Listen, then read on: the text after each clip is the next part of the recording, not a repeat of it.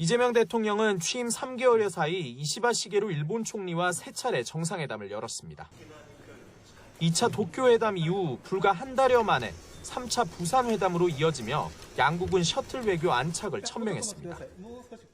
셔틀 외교를 정착시켜서 한국과 일본 사이에 정말 시도 때도 없이 함께 오가면서 공동의 발전을 기약했으면 좋겠습니다.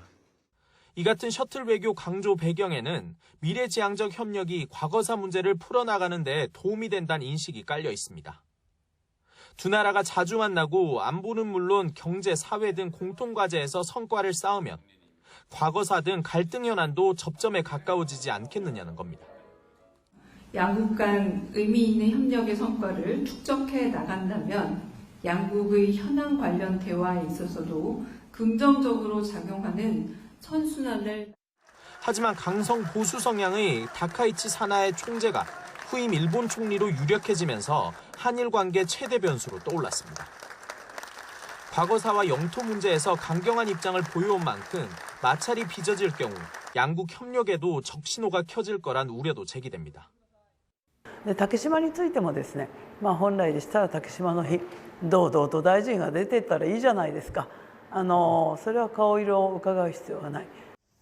물론 다카이치 총재가 그간 한미일 안보 협력을 강조해온 만큼 양국 관계가 급격하게 얼어붙진 않을 거란 관측도 적지 않습니다.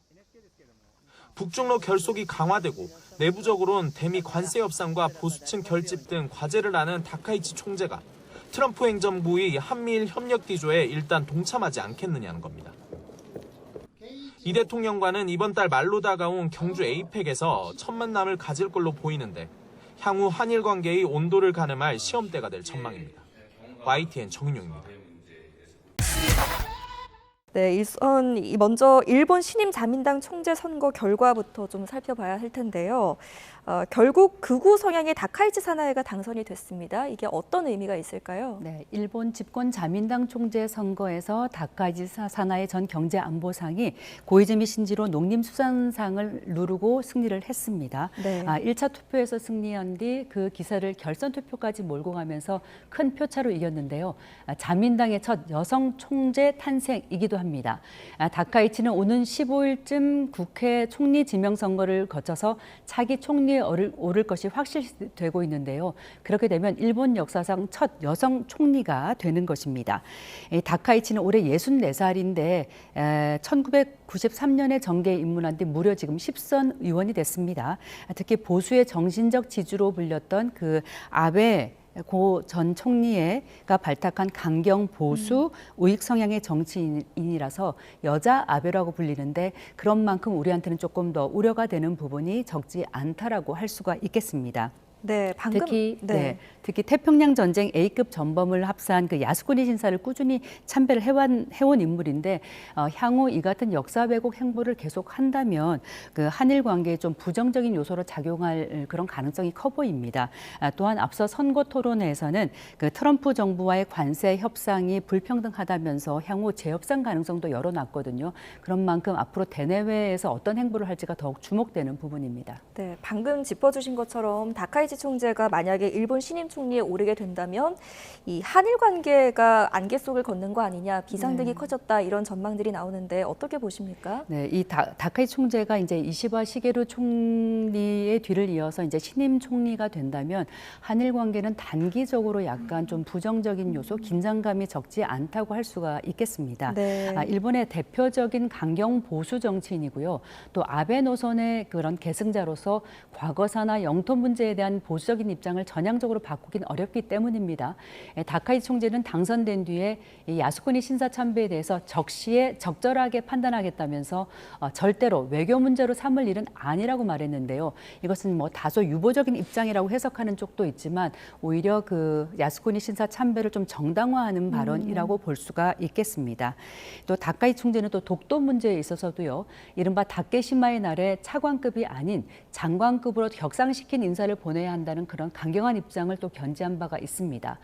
때문에 총리에 오르면 이재명 정부 들어서 다져졌던 어떤 그 한일 정상 간의 셔틀 외교 복원이나 우호 기조가 흔들리는 것 아니냐는 우려를 할 수밖에가 없다고 하겠습니다. 그 이시바 시게루 총리는 지난달 30일에 부산을 방문해서 이 대통령과 세 번째 정상회담을 갖고 양국 협력을 공고히 하면서 차기 정부까지 이어가겠다는 의지를 밝혔는데요. 다카이치가 이를 과연 계승할지가 좀 의문이 되고 있고요. 하지만 현실적으로 일본 역시 그런 미중 경쟁 구도 속에서 한일 간의 경제적 안보 협력과 또 한미일 협력을 더욱 공고히 해야 되는 그런 또 숙제가 있습니다. 그런데 다카이치는 이제 신임 총리에 오르면 바로 국제 무대에 데뷔를 하게 됩니다. 네. 이달 말 말레이시아에서 열리는 아세안 정상회의에 참석한 뒤 또 도널드 트럼프 미 대통령이 일본을 방문하면 정상회담을 갖고 다시 이제 경주 에이펙 정상회의에도 참석할 것으로 보이는데요. 이 같은 일련의 이제 어떤 회담 참석과 또 한일 간의 어떤 협상을 통해서 어떤 한일 관계를 조금 관리하고 또 조정하는 쪽으로 가지 않겠냐는 기대도 나오고 있습니다. 또 이재명 정부 역시 어떤 그 국익 중심의 실용 외교를 표방한 만큼 일본 새 내각에 대해서도 원칙을 지키면서 또 차분한 대응 외교를 이어가면서 이런 쉽지 않은 대일 외교를 좀 풀어가야 할 것으로 보입니다. 네, 우리로서는 다소 걱정이 되는 부분입니다. 1961년 일본 나라현에서 태어난 다카이치 총재. TV 프로그램 진행자로 얼굴을 알렸고 1993년 중의원 선거에서 당선되며 정계에 입문했습니다. 아베 전 총리와는 국회 입성 동기입니다. 다카이치 총재는 일본 자민당 유력 인사 중 보기 드문 이른바 비세습 정치인입니다. 아베 신조와 이시바 등 전 현직 일본 총리들이 유명 정치인 가문 출신인 것과 달리 평범한 맞벌이 과정에서 태어났습니다. 여성 의원 비율이 15%에 불과한 중의원에서 무려 10번이나 당선된 이른바 유리천장을 뚫어온 정치인으로 평가받습니다. 2006년 아베 내각에 들어와 전폭적인 지지를 받으며 2014년 아베 내각에서 여성 최초의 총무 대신으로 임명되기도 했습니다. 다카이치는 야스쿠니 신사를 정기적으로 참배하는 등 극우 행보를 보이며 여자 아베로 불렸습니다. 하지만 삼수에 나선 이번 총재 선거에서는 야스쿠니 참배에 대한 확답을 피하는 등 온건 보수 이미지 만들기에 힘을 쏟기도 했습니다. 女性が選ばれたっていうことでなんかポジティブに捉えられるのかなって日本がちゃんと変わってきてるっていうのが伝わるのかなって思います 하벌과 세습이라는 일본 정치 공식을 깨고 첫 여성 자민당 총재가 된 다카이치 신임 총재는 이제 일본의 첫 여성 총리 취임을 눈앞에 두게 됐습니다. YTN 박영진입니다. 사실상 차기 총리를 결정하는 집권 자민당 총재 선거의 최종 승자는 다카이치 사나이 전 경제안보 담당상. 1차 투표에서 1위로 2차 결선 투표에 오른 데 이어 183표를 얻으며 156표에 그친 고이즈미 농림상을 여유 있게 따돌렸습니다. 私自身もワークライフバランスという言葉を捨てます。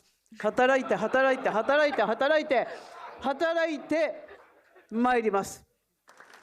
고이즈미 농림상에 비해 당내 의원 지지에서 열세라는 애초 전망과는 달리 보수 성향 의원들이 대거 다카이치 후보를 지지한 것으로 보입니다.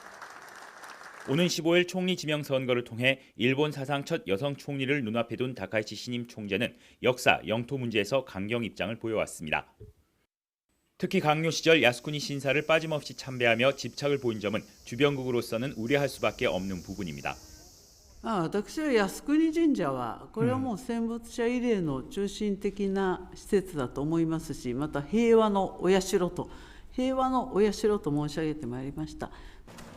현직 총리의 야스쿠니 신사 참배는 2013년 아베 전 총리가 마지막이었는데 참배를 강행한다면 한국 등 주변 국가의 외교적 마찰은 불가피합니다. 또 독도와 관련해서도 자칭 다케시마의 날 행사에 장관을 보내야 한다는 등 영유권 도발 수위도 한층 높이고 있습니다. 다만 북중러 밀착과 미국의 관세 조치 등으로 한국과의 협력은 중요하다고 강조하면서 한일 협력의 기본 틀은 유지하려 할 것으로 보입니다. 다카이치 신임 총재가 총리 이후 주변 국가의 외교에서 얼마만큼 강경 기조를 완화할지를 놓고 우리 정부로서도 촉각을 곤두세울 수밖에 없어 보입니다. 도쿄에서 YTN 김세우입니다.